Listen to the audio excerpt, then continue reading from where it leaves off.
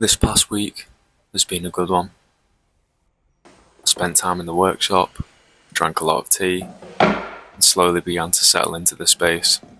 I found homes for tools and materials, and I enjoyed sweeping up at the end of the day, letting things feel finished, even when nothing in particular was. There was something grounding in that. I'm tending to the space as much as I'm making within it.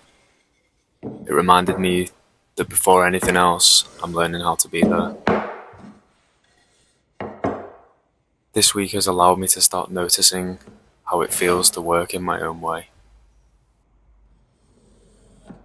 As I said in the first video, this is never going to be neat or tidy.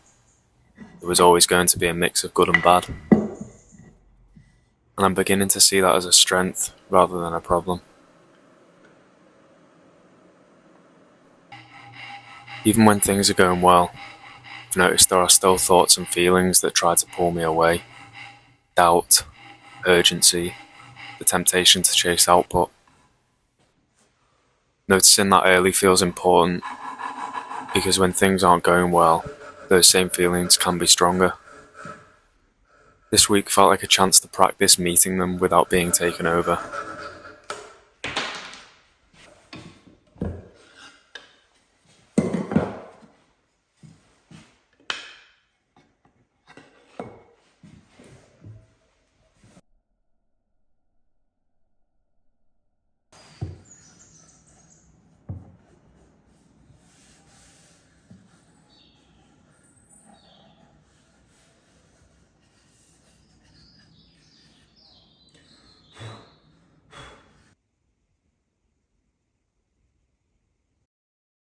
One of the main things I'm learning is awareness and equanimity.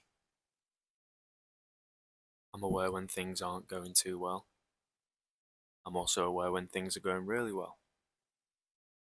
And I'm trying to stay steady either way.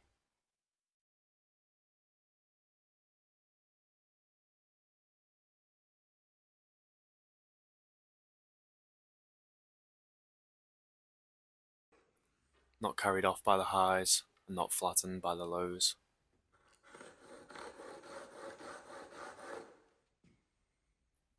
That doesn't mean I don't feel them. I still celebrate small triumphs, and I still feel disappointment when something misses the mark. But I'm learning to do that quietly. My energy needs to stay with the bigger picture.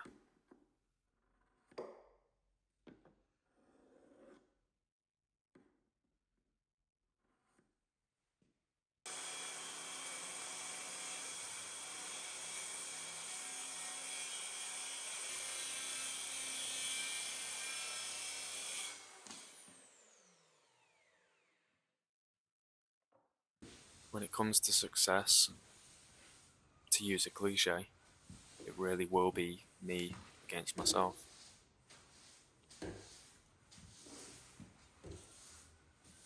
I already have enough within me to begin.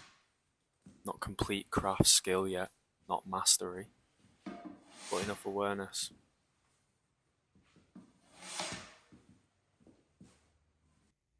Enough to know when I need to step back. Enough to recognise when I'm not fully present, and that the work will suffer if I ignore that. I know now I can make things that mean something to me, things I can be proud of.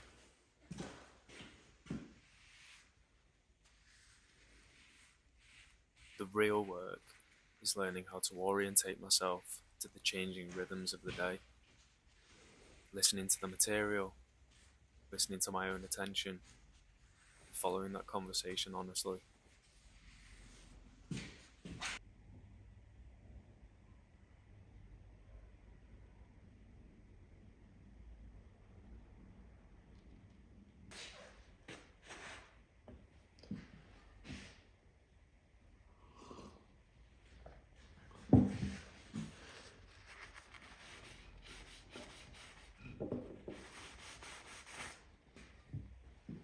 Towards the end of the week, I noticed myself slipping slightly into motion without presence, chasing output, trying to carry too many things at once.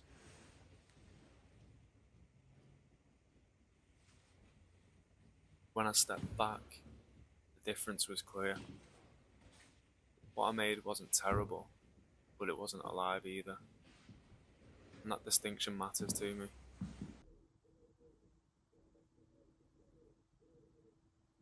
So from there, I'm not trying to numb anything, I'm not suppressing anything, and I'm not interested in a false positivity either.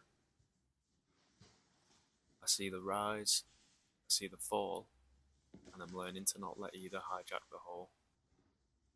The bigger picture is what matters. And for now, that looks like showing up each day, paying attention, and letting the work take the shape it needs to.